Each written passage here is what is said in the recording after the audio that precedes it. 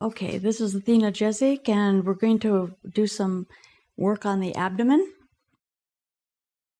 And as I always start out, is I check the fluid levels and the flow and how everything's moving with the fluids, and that's out of lymphatic drainage.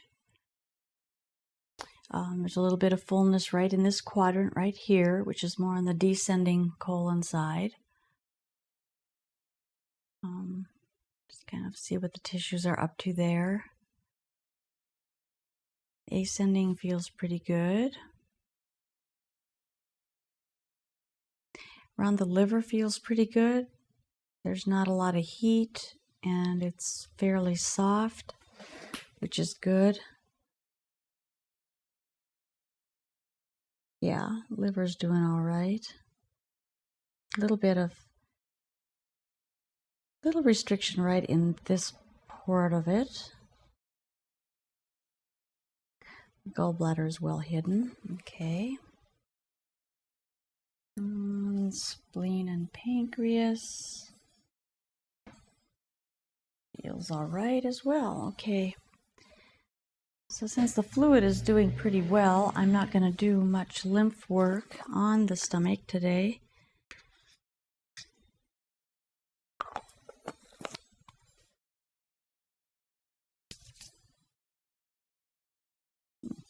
It's not quite enough. Now when you do the abdomen, it's important to always move in a clockwise direction, because that is the direction that the material moves out of the body. It comes out here about 7 o'clock and works its way around. Sometimes, however, you have to open up the pathway so it looks like you're going counterclockwise. You are moving counterclockwise, but you're doing it in a pushing clockwise way. So when just working with massaging the abdomen, the focus is primarily on the colon. So I'll start over here, and I'm going to be working backwards, but I'm going to be pushing in the direction that needs to go. So I'm tucking my fingers underneath the descending colon, and once I get underneath it, then I'm going to push my fingers down just a little bit that direction. And that's going to open the avenue so everything can have a place to move to. And then the next little space, come into it and push.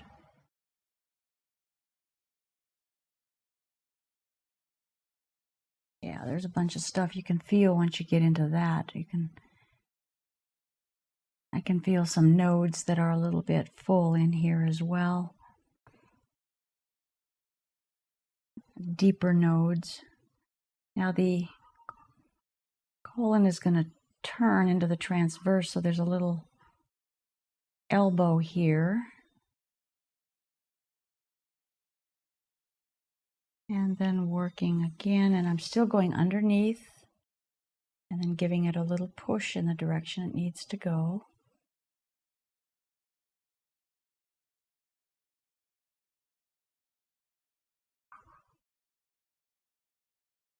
And I'm feeling for the anatomy, so everybody's anatomy is a little bit different inside, particularly when you get to the abdomen.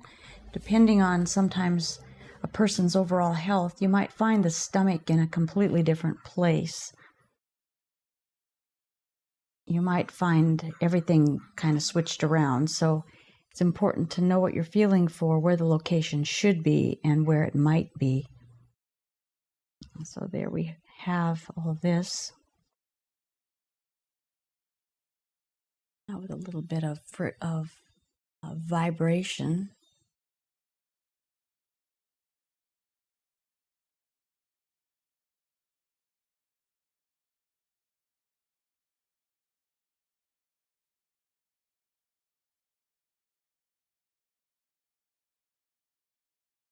You don't want to work on an abdomen like this if a woman is pregnant.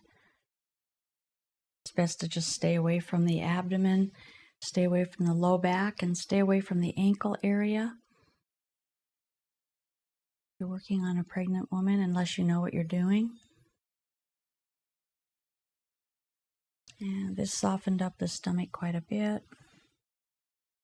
It's not as hard or stuck, I should say, through here, but there's a little bit going on. Some of this feels like it's in the abdominis muscle group where there's some lactic acid. Might be the abdominal muscle a little bit.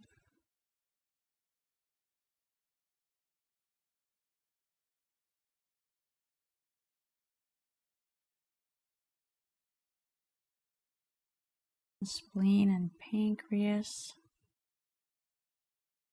You don't really massage that. It's really more of a following the anatomy, knowing what's in there, and just letting that fascial structure unwind a little bit. At least that's what I find the most efficient to do. I know for myself, I don't always like having a lot of poking around on my stomach, so I've developed over the years a little bit more gentleness, perhaps, than what I was taught in school, and taking some other courses in visceral work, visceral manipulation, another Upledger course. There's a different approach and a new respect that I've found for the organs, and a little bit different way to work the abdomen with that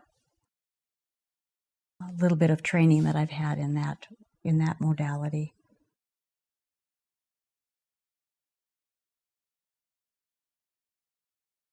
And the small intestinal group, the mesentery.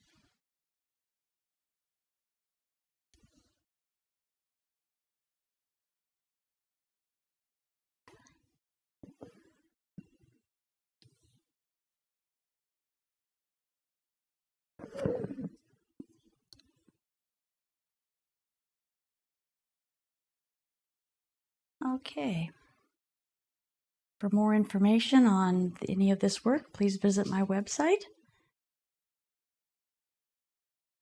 This is Athena Jezik, working on her stomach, abdomen.